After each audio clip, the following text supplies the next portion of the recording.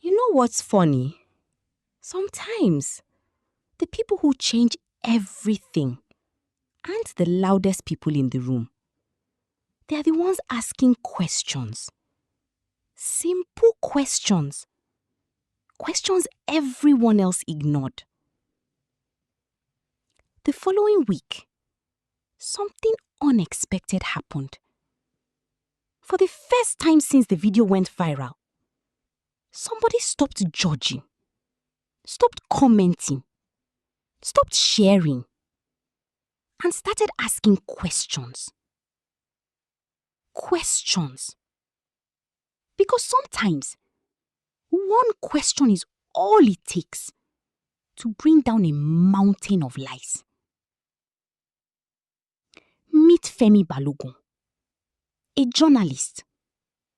Not the type who chased gossip. Not the type who cared about trends. No. Femi chased facts. And facts had a funny habit of making powerful people uncomfortable. Very uncomfortable. Late one night, while most of Lagos was asleep, Femi sat alone in his office. Coffee cup beside him.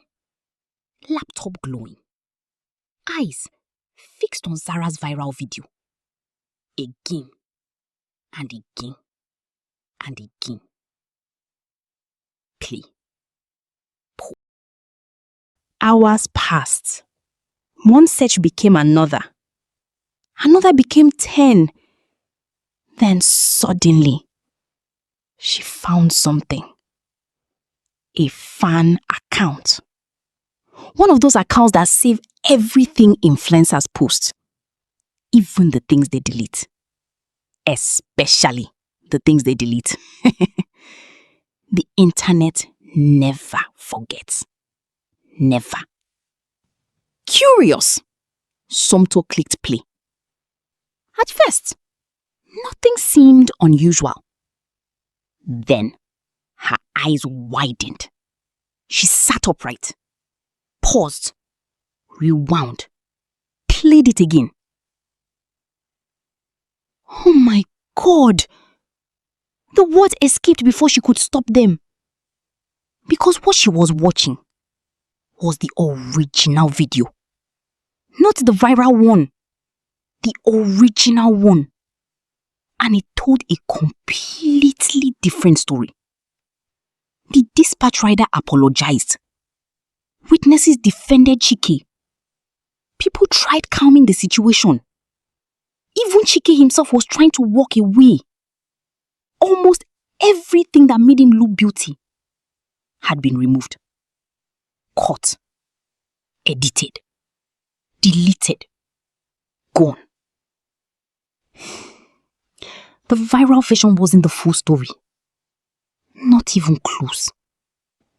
The next morning, Somto contacted Femi immediately. Hours later, they were sitting inside a quiet cafe. Laptop open. Evidence on the screen. Silence hanging between them. Neither spoke for several seconds. Then finally, Femi leaned back in his chair. Slowly, very slowly, and said, "This changes everything." But fate wasn't done yet. Not even close. Because while searching through records, another mystery appeared. A name, Zara Adeyemi. At first, it seemed insignificant. Just another name in another file. But the deeper they looked, the more often it appeared. Warehouse reports, missing person records, financial documents, witness statements. The same name. Again. And again. And again. Soon, Their search led them to an abandoned waterfront warehouse. The kind of place that feels creepy even during daylight. Rusty containers, broken fences, crashing waves, and silence. Too much silence. One evening, armed with only a flashlight, Femi entered alone, searching, hoping, praying he wasn't wasting his time. Minutes turned into hours. Nothing. Then, something caught his attention. A hidden compartment inside an old shipping container. His heart started racing. Slowly, he reached inside and pulled something out. A dusty flash drive. For a moment, he simply stared at it. Because sometimes, you know you've just found something important, even before you know what it is.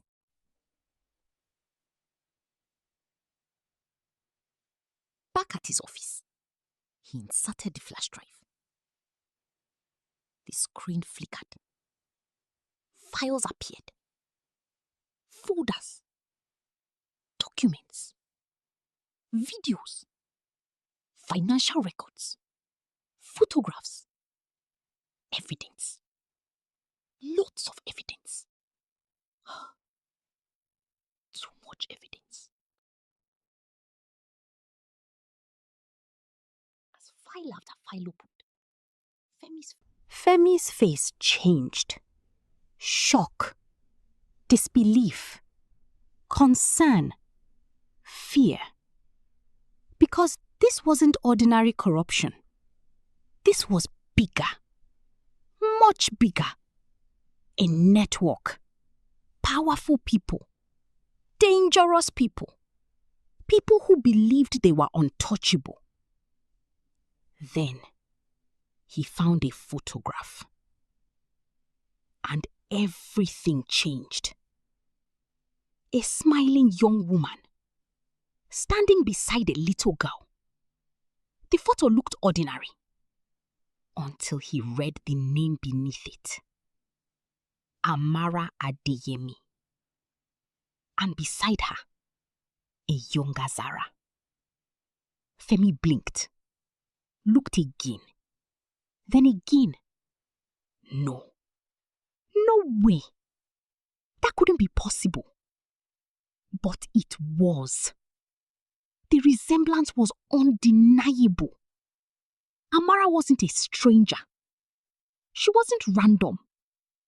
She wasn't unrelated. Amara was Zara's older sister.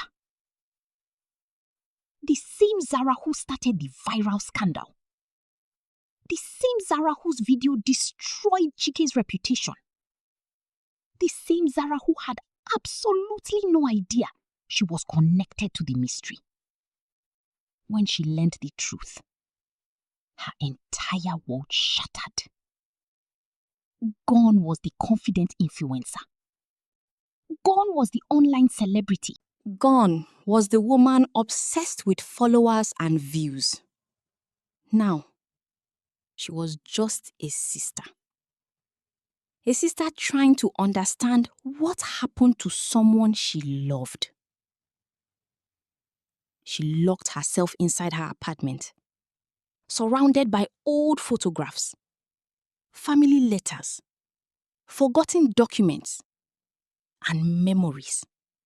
Painful memories. The deeper she searched, the clearer the truth became.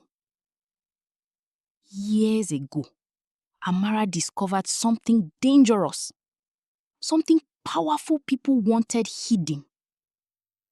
And before she could expose it, she disappeared. Just like that. Gone. And someone made sure the world forgot. For the first time in her life, Zara wasn't worried about trending. She wasn't worried about engagement. She wasn't worried about followers. She wanted answers. And she wanted justice. But somebody was watching. Powerful people. Dangerous people. People who did not like questions. Black SUVs appeared outside Femi's office. Unknown callers left threats. Strangers followed him through traffic. And then one night, they made their move. Femi arrived at his office and stopped. The door was open. His stomach dropped. Inside, everything was destroyed. Computers smashed.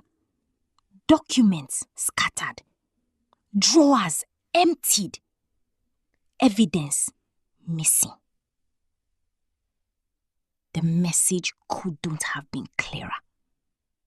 Stop digging. Or else. Unfortunately for them, they had chosen the wrong journalist.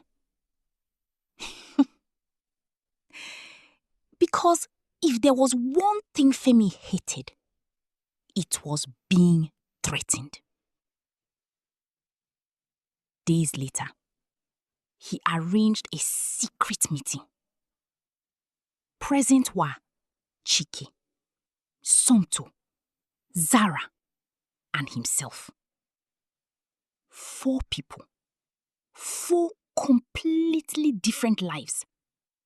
Connected by one dangerous truth. For over an hour, Femi explained everything. The edited video, the flash drive, the corruption, the missing woman, the hidden connections, everything.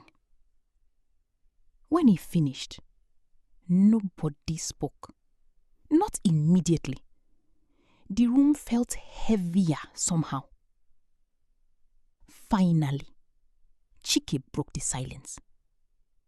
What do we do now? Femi looked around the room, looked at each face, then answered quietly.